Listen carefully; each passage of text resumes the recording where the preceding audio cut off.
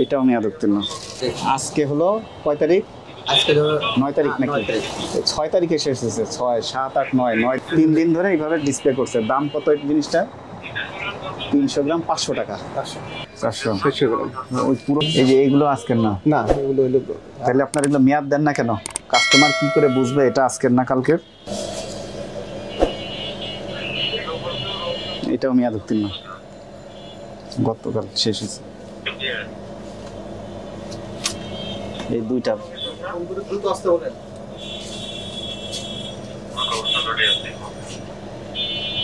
এটাও মেয়াদ উত্তীর্ণ। আজকে হলো কয় তারিখ? আজকে 9 তারিখ নাকি? 6 তারিখে শেষ হয়েছে। 6, 7, 8, 9 3 দিন ধরে এইভাবে ডিসপ্লে করছে। দাম কত এই জিনিসটা? 300 গ্রাম 500 টাকা। তাহলে এটা কি হলো?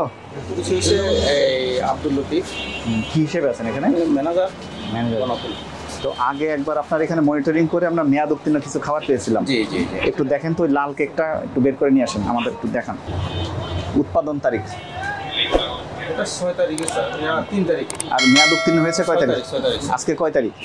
আজকে স্যার 9 তারিখ। কয়দিন মেয়াদ উত্তীর্ণ হয়েছে? 3 দিন। 3 দিন ধরে এখানে পড়ে আছে, ডিসপ্লে করেছেন। দোকান খুলেছে কয়টায়?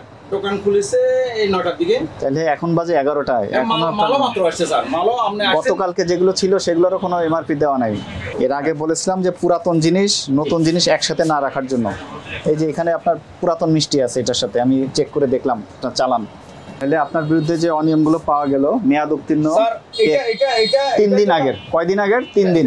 একটা জিনিস মেয়াদ উত্তীর্ণ পাওয়া গেলে তার শাস্তি 1 বছরের জেল, 50,000 টাকা। একটা এখানে 2টা পাওয়া গেছে, আরো খুঁজলে আরো পাওয়া যাবে। আর এই যে এই অনিয়মের জন্য আরো 1 বছরের জেল, 50,000 টাকা জরিমানা, 40,000 টাকা অর্থদণ্ড।